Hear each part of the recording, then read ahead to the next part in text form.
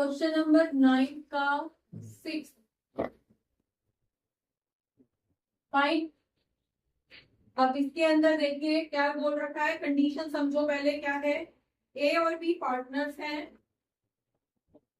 A and B partners हैं, 5:3 इनका ratio है। Okay fine. अब ये एडमिट कर रहे हैं सी को और सी आ रहा है फॉर 3/10 शेयर के लिए।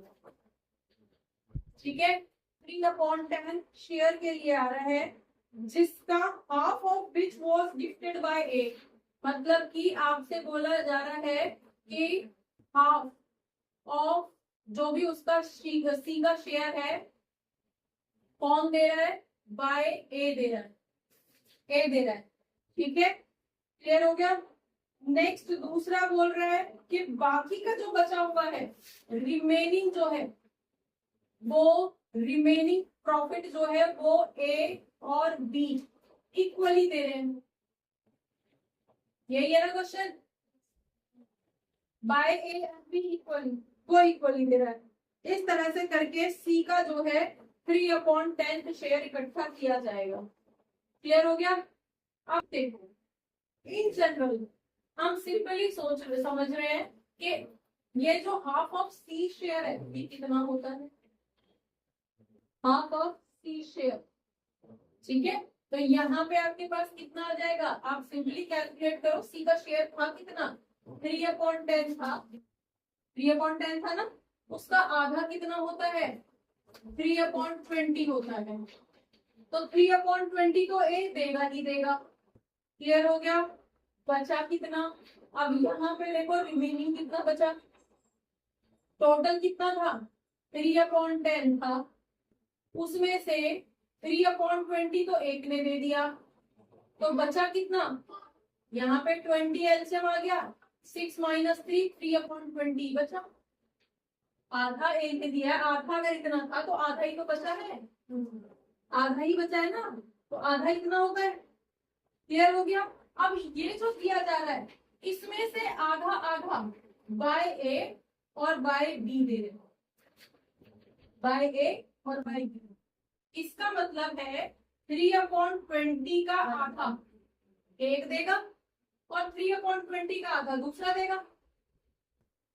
3/10 का नहीं, 3/20 का, क्योंकि पहला टोटल प्रॉफिट कितना था, आप सिंपल इस तरह से समझो कि ये टोटल प्रॉफिट था 3/10 जो सी ले रहा है, आधा तो ए दे ही रहा है, आधा कितना हुआ 3/20, तो ये तो ए दे ही रहा है, प्लस जो बचा हुआ आधा है, बचा हुआ आधा कितना हुआ 3/20, उसका आधा ये ए दे रहा है और ये बी आधा आधा, तो 3/20 का आधा, इसका मतलब कितना हो गया 3/40। तो 3/40 एक देगा और 3/40 दूसरा। समझ में आ गया है या नहीं, क्लियर है। इसको दूसरे तरीके से भी करेंगे, सिंपल तरीके से। पहले इसको समझ लो कि कॉन्सेप्ट क्या है इसका, ये बोल रहा है। डन। तो यहाँ पे आपके पास कितना आ गया, ये 3/40 एक और 3/40।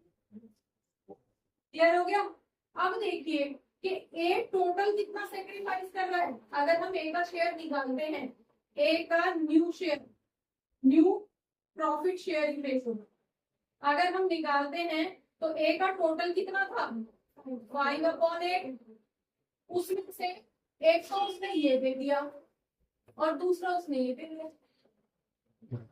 दो जगह सेक्रीफाइस कर रहे हैं वो, तो दो तरह से दो रेशो में कर रहे हैं।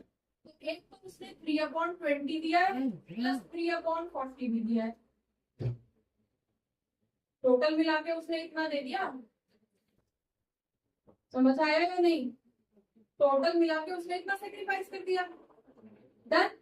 बी ने कितना सेक्रीफाइस किया है, अगर बी का शेयर हम निकालते हैं तो 3/8 था और उसने कितना दिया है, उसने तो खाली ये दिया है और तो सेक्रीफाइस किया नहीं है, तो यहाँ से कितना 40 उसने सेक्रीफाइस। निकाल दो रेशो जरा, यहाँ पे कितना आ जाएगा, अगर हम एलसीएम लेंगे सबको 40 में कन्वर्ट कर दो, 40 में कन्वर्ट करते हैं सबको, हो जाएगा। चलिए 40 यहाँ पे आ गया, 8 5 जा 5 5 जा 25, 25 माइनस 6, ठीक है, और प्लस 3। यहाँ तक क्लियर?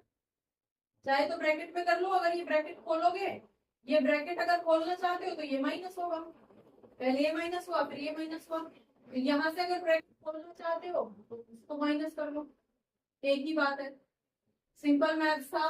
किसी को कोई कंफ्यूजन किसी तरह की? कितना रेशो बचेगा इस भाई का? ये बचेगा 16/40। 16 क्यों? 25 में से पहले 6 गए, 19, हाँ 16, ठीक है। इस भाई का कितना बचेगा? 40 कर लेते हैं, 8 5 जा 5 3 जा 15 माइनस 3, तो 15 माइनस 3 12, ठीक है भाई, क्लियर? और सी कितने के लिए आ रहा था? सी तो आ ही रहा था कितने के लिए? 3/8 के लिए, 3/10 के लिए, भाई। तो ये तो उसका डिसाइडेड था, ये जो जितनी कैलकुलेशन हुई है 3/10 की हुई है, तो उसका तो डिफाइन था कि 3/10 के लिए आ रहा है। 3/10 का आधा उसने दिया, बचे हुए आधे में से आधा उसने दिया, आधा उसने दिया, कैसे भी करो भाई। तो इसको भी हम क्या करेंगे? 40 में बदल लेंगे, तो 40 हो गया 12/40, ठीक है जी, डन। तो न्यू पीएसआर कितना हो जाएगा? सिंपल, अगर हम न्यू पीएसआर कर रहे हैं तो ए बी और सी का कितना हो जाएगा? इक्वल्स टू 16:12:12, कर दो कन्वर्ट, 4:3:3, यही आंसर? हाँ जी, तो कितना आ जाएगा? सिंपल अगर हम कर रहे हैं तो रेशियो 4:3:3, 16 12 12 को कन्वर्ट कर दिया। समझ में आया इसका कॉन्सेप्ट या नहीं? ठीक है या नहीं?